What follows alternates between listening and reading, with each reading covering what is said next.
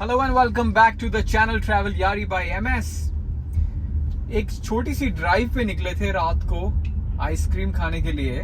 तो मैंने सोचा कि आपके कमेंट्स पे बहुत सारे क्वेश्चंस आते हैं अबाउट 20-21 की प्राइस रेंज में कौन सी कार परचेज करनी चाहिए। तो मुझे लगा कि इस वीडियो के अंदर मैं उन क्वेश्चंस को आंसर कर सकता हूं।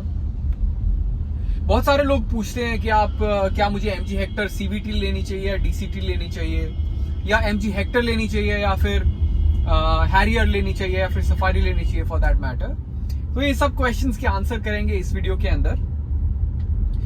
सबसे पहला क्वेश्चन आपको ये पूछना चाहिए अपने आप से दैट आप पेट्रोल कार लेना चाहते हैं या डीजल कार लेना चाहते हैं। अगर आप पेट्रोल कार लेना चाहते हैं तो आपकी जो चॉइसेस हैं वो लिमिटेड हो जाती हैं।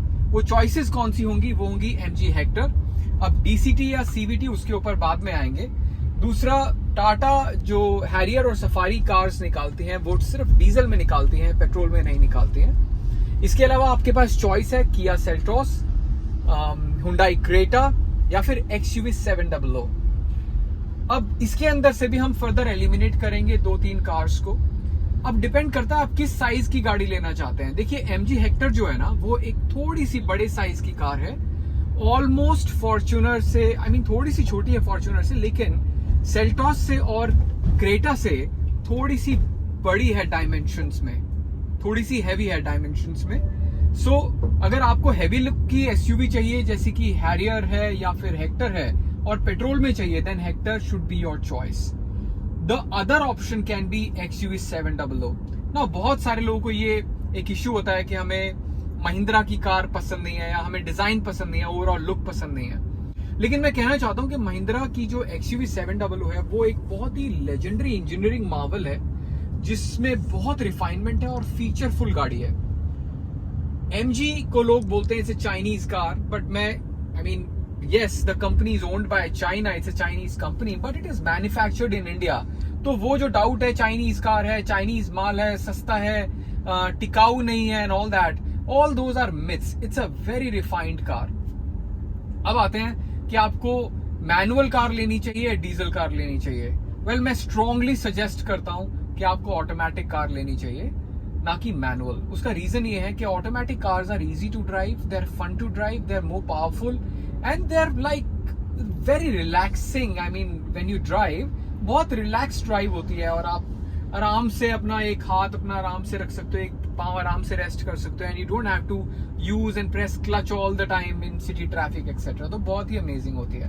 तो अगर हमने शॉर्टलिस्ट कर लिया पेट्रोल डीजल लेनी है तो आप हैरियर चूज कर सकते हैं, सफारी चूज कर सकते हैं। फॉर दैट मैटर आप अगर MG का भी डीजल लेना चाहें तो वो भी ले सकते हैं। वो पावरफुल इंजन है 2000 सीसी का, और आई थिंक रफली हैरियर, सफारी और आपकी जो हेक्टर के अंदर इंजन आता है वो एग्जैक्टली सेम 2000 सीसी का इंजन होता है, और वही सेम तीनों गाड़ियां वही सेम इंजन यूज करते हैं। अब बात बहुत सब्जेक्टिव है कि आपको लुक्स किसकी ज्यादा पसंद है, तो ये एक पर्सनल चॉइस है।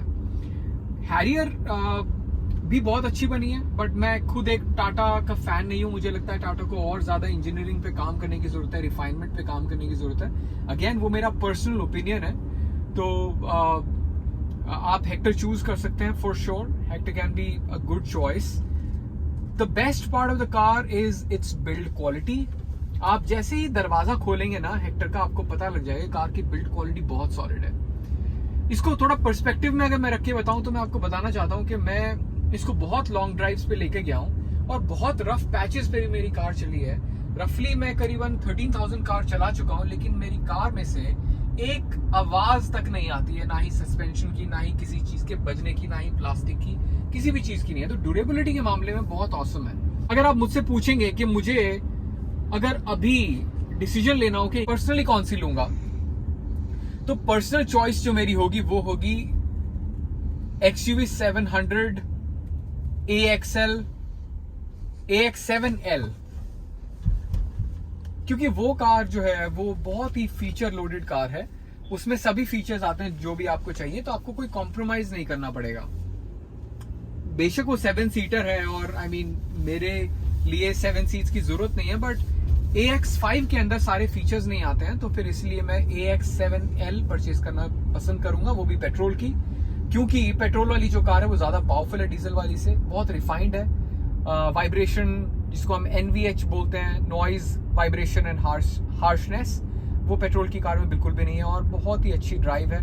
मैंने अपने YouTube चैनल पे एक वीडियो भी डाली थी जिसके अंदर सुभाशीष जी हैं जो मेरे फ्रेंड भी हैं और एक सब्सक्राइबर भी हैं, उनके साथ मैंने एक ओनरशिप रिव्यू बनाया था। तो उसमें हमने बहुत डिटेल में बात की about the car, about it's driving pleasure and driving experience etcetera. बाकी लोग ये भी पूछते हैं, जैसे अभी ऑफ लेट एक कमेंट आया था कि मैं MG हेक्टर लूं या MG एस्टर लूं। देखिए दोनों कार्स का ना सेगमेंट बिल्कुल अलग है। MG एस्टर थोड़ी छोटी है, सेल्टॉस और क्रेटा जितनी, लेकिन MG हेक्टर जो है वो थोड़ी सी बड़ी लुक, बल्कि लुक वाली गाड़ी है। तो अगर आपको बल्कि लुक पसंद है तो MG हेक्टर लीजिए। अगर आपको थोड़ी sleek compact SUV MG Astor आपके लिए ठीक रहेगी। Now the other question is, अब एक और क्वेश्चंस मेरी ऑडियंस मुझसे पूछती है कि क्या हमें हेक्टर अभी लेनी चाहिए। वेल गाइज, मैं आपको एक चीज बताता हूँ, ये आपको बात कोई नहीं बताएगा और स्पेशली सेल्स कंसल्टेंट आपको ये बात नहीं बताएंगे, लेकिन ADAS वाली MG हेक्टर अभी टेस्टिंग मोड पे पाई गई है, जिसके अंदर ADAS फीचर आ सकता है लेटेस्ट वर्जन के अंदर। जनरली MG हेक्टर जो MG कंपनी है वो मार्च अप्रैल के अंदर अपना फेसलिफ्ट लॉन्च करती है। हिस्टोरिकली पिछले 3 साल से ऐसा ही हो रहा है।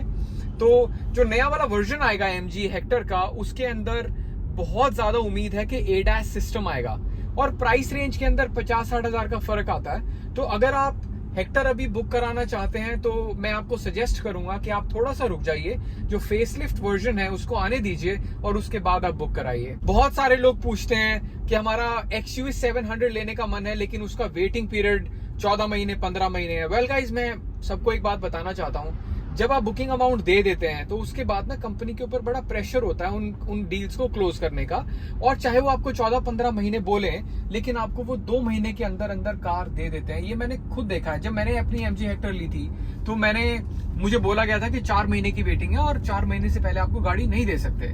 लेकिन मैंने 2-3 शोरूम्स में बात की और जिससे भी मैंने बात की मैंने उनको क्लियरली बोला कि मुझे कार कल चाहिए, क्योंकि मेरी वाइफ का बर्थडे, मैं उसको गिफ्ट करना चाहता हूँ।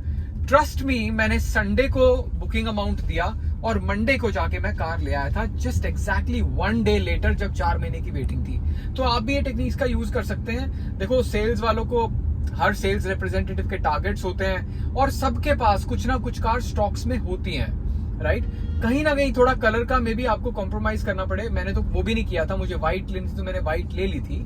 तो बेसिकली बुकिंग टाइम से डरिए मत, आपको कार जल्दी मिल जाएगी। अगर आप XUV 700 भी बुक कराते हैं जिसमें 14-15 महीने की वेटिंग है, 2 महीने के अंदर आपको कार मिल जाएगी, under 2 months rather. Similarly is the case with Hector and for that matter any car. अब बात करते हैं कि आपको MG हेक्टर DCT लेनी चाहिए या CVT लेनी चाहिए। इसके ऊपर इतने कमेंट्स आते हैं, इतने क्वेश्चंस आते हैं, तो आज मैं ये डाउट आपके मन से निकाल देता हूं और ये सारे के सारे क्वेश्चंस को आंसर कर देता हूं। देखिए गाइस, DCT जो ऑटोमेटिक MG हेक्टर ने पहले निकाली थी वो DCT निकाली थी। DCT होता है डुअल क्लच ट्रांसमिशन। ये लेटेस्ट टेक्नोलॉजी है ऑटोमेटिक कार्स में। CVT एक बहुत ही पुरानी टेक्नोलॉजी है लेकिन एक बहुत ही ट्रस्टेड टेक्नोलॉजी है। DCT के अंदर जो कार के अंदर जब आप कार को पिकअप करते हैं तो उसमें लैग आपको मिलता है, जो कि बहुत अमेजिंग एक्सपीरियंस नहीं होता। वहीं पर अगर आप CVT कार चलाते हैं तो CVT के अंदर आपको बिल्कुल भी गियर चेंज का पता नहीं लगता है, वो बहुत ही स्मूथ है चलने के अंदर। और उसके अंदर MG हेक्टर में जो लैग का प्रॉब्लम है उसको कंप्लीटली एलिमिनेट कर दिया है। तो अगर आपकी कार सिटी में ज्यादा चलती है, ट्रैफिक में ज्यादा चलती है, तो आपको CVT लेनी चाहिए, DCT चूज नहीं करनी चाहिए। वैसे भी सुनने में आया है कि MG DCT वर्जन को डिसकंटिन्यू कर रही है, लेकिन सिर्फ DCT का फायदा एक है, DCT हाई टॉर्क्स के ऊपर और हाई RPM के अंदर ऊपर बहुत अच्छी भागती है। लेकिन ऑनेस्टली मैंने CVT को भी चलाया है, मुझे उसके अंदर भी कोई कंप्लेंट्स एज सच मिली नहीं है। तो ओवरऑल दोनों में से अगर चॉइस की बात की जाए, दोनों कार्स चलाने के बाद अगर मैं अपना ओपिनियन बताऊं तो आपको CVT लेनी चाहिए, क्योंकि वो ज्यादा स्मूथ है, ज्यादा फ्यूल एफिशिएंट है, एटलीस्ट 1 किलोमीटर पर लीटर का फर्क पड़ता है। तो मेरी अगर MG Hector DCT automatic average देती है 10-11 की ECT ड्राइविंग कंडीशंस में, तो वो डेफिनेटली इससे 1 किलोमीटर पर लीटर ज़्यादा एवरेज देगी। तो DCT ना ही लीजिए और CVT चूज कीजिए, is what I would like to summarize as. मैं थोड़ा सा समराइज कर देता हूँ। अगर पेट्रोल कार लेना चाहते हैं तो आपके पास अच्छे ऑप्शंस हैं, MG Hector petrol, MG Astor petrol, Creta petrol, Kia Seltos petrol और आपके पास XUV 700 पेट्रोल। अब इनके अंदर से आप कैसे चूज करेंगे? अगर आपको बल्कि लुक की कार चाहिए तो आप प्रेफर कीजिएगा MG हेक्टर और XUV 700। अब इन दोनों के अंदर से भी चूज करना है तो वो सब्जेक्टिव मैटर है कि आपको कौन सा पसंद है। मेरी पर्सनल फेवरेट XUV 700 है। वो बहुत फास्ट है, उसका इंजन बहुत पावरफुल है, उसमें BHPs ज्यादा है, उसमें टॉर्क ज्यादा है और उसकी जो ड्राइव है वो बहुत रिफाइंड और स्मूथ है। अब आ जाती है, अगर आपको कॉम्पैक्ट चाहिए, कॉम्पैक्ट के अंदर आप किया सेल्टोस और क्रेटा के अंदर चूज कर सकते हैं। अगर आपको फीचर लोडेड चाहिए, ADAS सिस्टम्स चाहिए, तो आप MG एस्टर भी ले सकते हैं। अगर आपको डीजल कार चाहिए तो डीजल कार के अंदर आपके पास MG हेक्टर डीजल है, हैरियर डीजल है, सफारी डीजल है, XUV 700 डीजल है। प्रेफरेबली टाटा की कार्स में प्रेफर नहीं करता हूँ डीजल में। मैंने बहुत कंप्लेंट सुनी है, सर्विस में बहुत मुझे लगा बहुत पीछे हैं अभी वो, उनको बहुत इवॉल्व होना पड़ेगा। तो डीजल के अंदर मेरी प्रेफर्ड कार्स होंगी या तो MG हेक्टर डीजल या फिर XUV 700 डीजल। अगेन डीजल के जमाने जा चुके हैं। 10 साल की दिल्ली में डीजल कार्स की एज होती है, जमाना इलेक्ट्रिक की तरफ बढ़ रहा है, तो आप कम से कम पेट्रोल को तो अडॉप्ट कीजिए। डीजल व्हीकल्स पॉल्यूटिंग व्हीकल्स होते हैं, नॉइज ज्यादा होती है, इतने रिफाइंड नहीं होते हैं मेरे हिसाब से। पर बहुत सारे लोग आप कमेंट करके बोलेंगे नहीं डीजल इंजन अब बिल्कुल चेंज हो चुके हैं and all that, but again बहुत ही सब्जेक्टिव मैटर है, वो आप अब देख लीजिए। डीजल सस्ता भी नहीं है, पेट्रोल के लगभग ही है। तो ये थोड़ा सा एक ब्रीफ में समरी थी। आई होप ये वीडियो आपके लिए हेल्पफुल रहे डिसीजन लेने में, क्योंकि बहुत सारे क्वेश्चंस थे, मैं अब उनको पर्सनली अपने टेलीग्राम पे या कमेंट्स पे आंसर करता हूं। तो मुझे लगा मुझे एक वीडियो ही बना देनी चाहिए और उसमें मुझे ये सब आंसर्स कर देने चाहिए।